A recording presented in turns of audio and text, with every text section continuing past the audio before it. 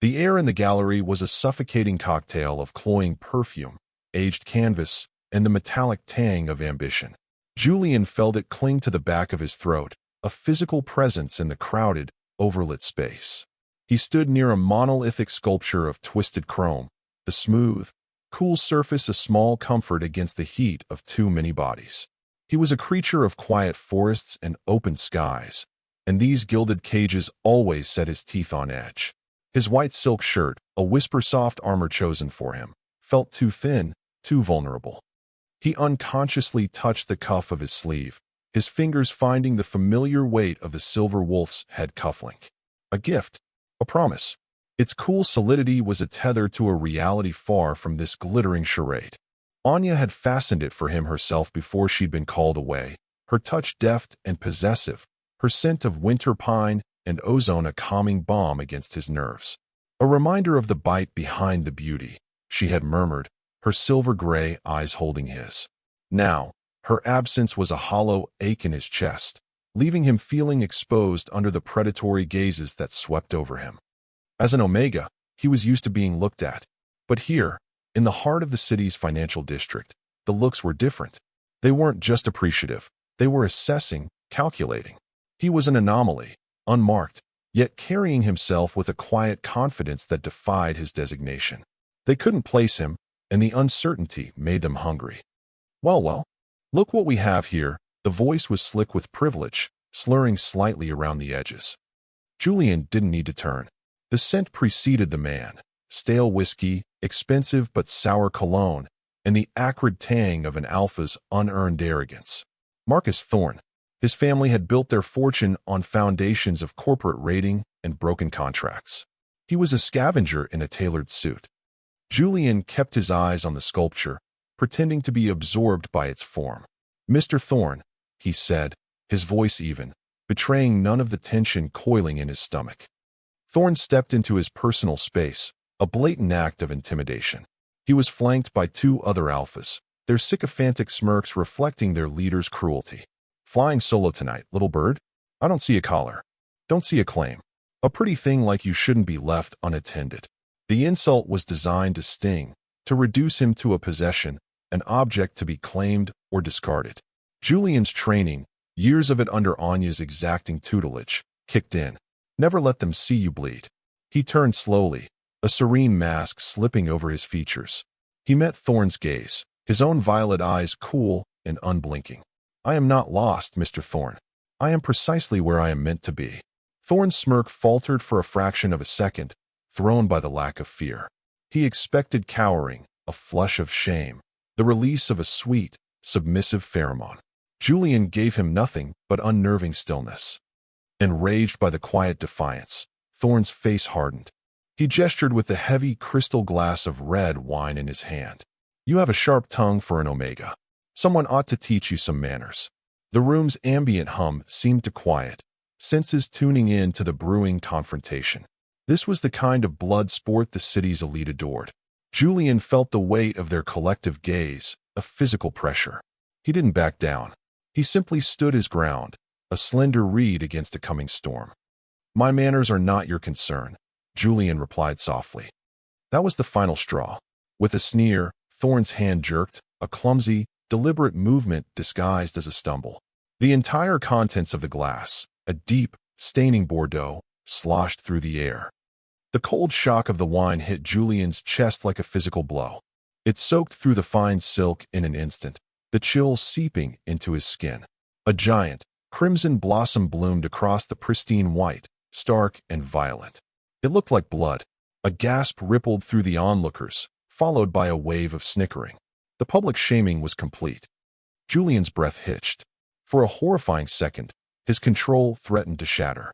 The scent of his distress, a sharp, wounded fragrance of bitter almond and rain, pulsed into the air against his will. It was a silent scream for help, a beacon of vulnerability he hadn't broadcast in years. He clenched his fists at his sides, nails digging into his palms. He would not give them the satisfaction of his tears. He lifted his chin, the wine dripping from the hem of his shirt onto the polished marble floor, each drop an echo of his humiliation. He looked directly at Marcus Thorne, and though his heart hammered against his ribs, his eyes were glacial. He said nothing. The silence was more damning than any accusation. Thorn, buoyed by the laughter of his cronies, just grinned, a predator pleased with its kill. "Clumsy me," he drawled, enjoying his victory.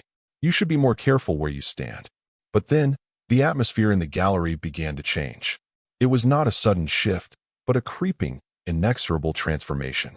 The air grew heavy, charged with an invisible current. The ambient temperature seemed to plummet several degrees. Laughter died in throats. Conversations faltered.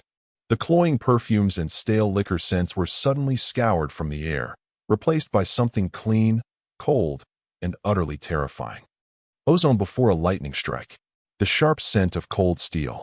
And under it all, the ancient, primal fragrance of a winter forest at midnight, of deep snow and wild pine.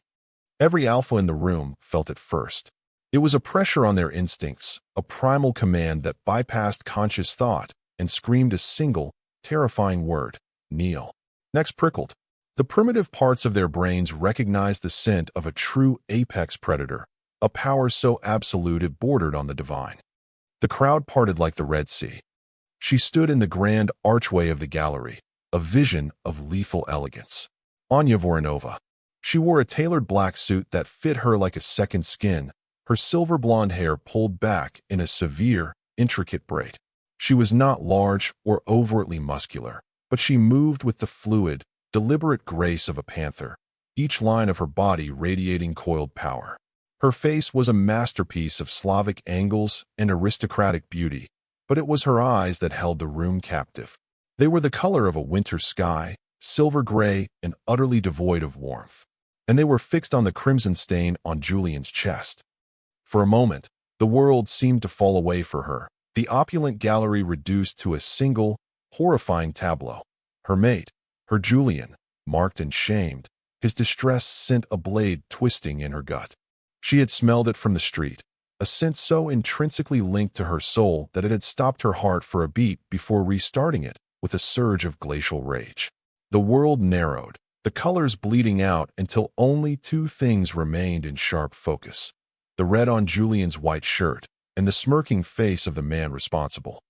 She glided forward, her heels making no sound on the marble floor. The silence in her wake was absolute, thick with a fear so profound it was almost liquid. Marcus Thorne, still preening, finally turned to see what had captured everyone's attention. He saw a woman, an alpha female, yes, but nothing that registered as a significant threat. His arrogance was a fatal blind spot. Anya stopped before them, her presence a vortex of cold fury. She didn't look at Thorne. Not yet. Her gaze was only for Julian. She reached out, her long, elegant fingers gently touching his arm, a silent question. "Are you harmed, moi voke?" she murmured, her voice a low, melodic thrum that was for his ears alone. "My wolf." Julian's composure finally cracked, but only for her. A single tear escaped, tracing a path down his cheek. "Only my pride, Anya," he whispered, his voice thick with relief and a terrible, dawning apprehension for what was to come. Anya's silver eyes flickered, acknowledging his pain. Then, slowly, she turned her head, and for the first time, she leveled her gaze on Marcus Thorne. The sheer, unadulterated violence in that look was a physical force. Thorne instinctively took a half-step back. "You," she said. Her voice was not loud, but it cut through the silence like a shard of ice. "You have made a grave and irreversible error in judgment." Thorne, puffed up with his own importance, attempted to recover. "I don't know who you think you are, lady, but this little Omega needed to be taught a lesson. This is alpha business." Anya's lips curved into a smile that held no humor, no warmth. It was a baring of teeth, a promise of death. "You are correct," she said, her voice dangerously soft.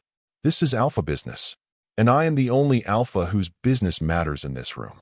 Behind her, two figures detached themselves from the shadows near the entrance. They were immense men in dark suits, their faces impassive, their stillness more menacing than any overt threat. The name rippled through the horrified crowd in hushed, terrified whispers. "Voronova, it's Anya Voronova, the Shadow Wolf." The color drained from Marcus Thorne's face. His bravado evaporated, replaced by a stark, primal terror. He wasn't looking at a businesswoman. He was looking at the head of the Voronova Bratva, a woman whose name was synonymous with ruthless efficiency and brutal retribution. He had not just insulted some random Omega. He had desecrated the chosen mate of the city's most feared predator. I didn't know, he stammered, his voice cracking. It was an accident. There are no accidents, Anya stated, her voice dropping to a conspiratorial whisper as she stepped closer, invading his space just as he had invaded Julian's. There are only actions and consequences. You chose your action. Now, you will bear the consequence. She didn't need to touch him. Her scent intensified, a suffocating wave of dominance and killing intent that made Thorne's knees weak. He began to tremble, sweat beading on his brow. Let me tell you what will happen now, Marcus, she continued, her voice a silken threat. The SEC investigation into Thorne Industries, the one you paid a fortune to bury, I will unearth it. The gambling debts your father has been hiding offshore, I will call them due. The compromising photographs of your sister with the senator, I will deliver them to his wife. By sunrise, your family name will be ash, your fortune will be a memory, and you will be left with nothing but the knowledge that you brought it all down upon yourself because you could not control your hands. Every word was a perfectly aimed blow, dismantling his world piece by piece. His face contorted in a mask of horror and disbelief. The public humiliation he had inflicted on Julian was now being returned to him 1,000-fold, in a crucible of silent, abject terror. Anya held his terrified gaze for a moment longer, letting the poison of her words sink in. Then, with a dismissive air, she turned her back on him as if he no longer existed. She shrugged out of her own exquisitely tailored jacket and, with infinite tenderness, draped it over Julian's shoulders. The black wool covered the crimson stain, a public and undeniable act of protection.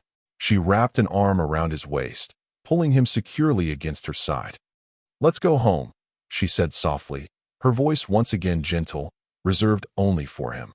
She led him out of the gallery, her body a shield against the horrified stares of the crowd. As they passed, people scrambled to get out of their way, averting their eyes as if her gaze might incinerate them. The two monolithic bodyguards fell in step behind them, a silent, deadly rear guard. The only sound in the cavernous room was the faint, rhythmic dripping of red wine from Julian's ruined shirt onto the pristine white floor. The heavy door of the armored sedan closed, shutting out the world. The sudden silence was profound, broken only by the soft hum of the engine and Julian's ragged breathing. The adrenaline that had held him together in the gallery fled, leaving him trembling in its wake. The humiliation, the fear, the violent tension, it all came crashing down. Anya said nothing. She simply pulled him into her arms, holding him tight against her chest. Her scent, which had been a weapon moments before, softened, the sharp edges of ozone and steel melting away to leave only the deep, comforting fragrance of pine and winter snow. It was the scent of home, of safety. Julian buried his face in the crook of her neck, inhaling deeply, and finally allowed himself to shake. Her hand came up to cradle the back of his head, her fingers stroking his hair with a tenderness that belied the merciless predator she was. It's all right, Moya Dusha, she murmured against his temple. My soul, you are safe now. I have you. He clung to her, the fine wool of her suit jacket still draped over his shoulders, a tangible barrier against the night's ugliness. I wasn't scared of him, Julian whispered, his voice muffled against her skin. I was scared of what you would do. Anya went very still. She pulled back just enough to look at him, her silver eyes searching his. You feared for me.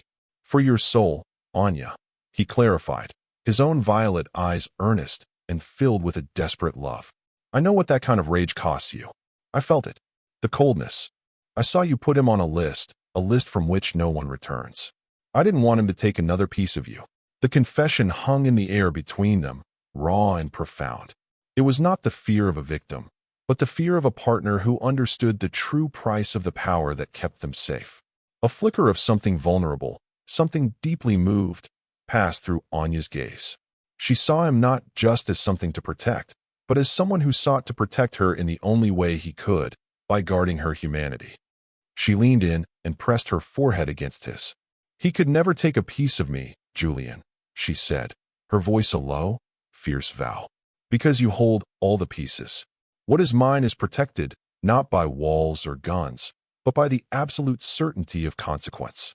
You are not a possession. You are the heart of my territory, the center of my world. An attack on you is not an insult. It is an act of war against my entire existence.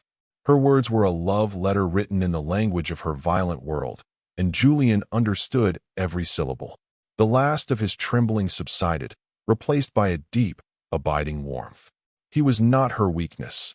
He was her reason, the anchor that gave her terrifying strength its purpose. They rode the rest of the way in a comfortable silence, his head resting on her shoulder, her arm a secure band around him. When they reached the penthouse, a fortress of steel and glass overlooking the glittering city, she led him inside. The sprawling space was minimalist and modern, but filled with the comforting blend of their scents. In the soft light of their bedroom, she gently removed her jacket from his shoulders. Her eyes lingered on the grotesque stain marring the front of his shirt. A muscle feathered in her jaw. With meticulous care, she began to unbutton the ruined garment, her fingers brushing against his chilled skin. It was an act of quiet reverence, of cleansing. She peeled the damp, sticky silk away from his body and let it fall to the floor, to be disposed of like the memory it represented. Standing bare-chested before her, Julian felt no shame, only a profound sense of being seen, of being cherished. Her gaze was not one of pity, but of fierce, possessive adoration. He reached out, his hand tracing the sharp line of her jaw. "What will happen to him?" he asked softly, already knowing the answer but needing to hear it, to close the chapter. Anya leaned into his touch, her silver eyes darkening with a purpose as ancient and unforgiving as the winter itself. She captured his hand, bringing his knuckles to her lips and pressing a soft kiss to them. "He wanted to leave a stain," she said, her voice a placid, deadly calm.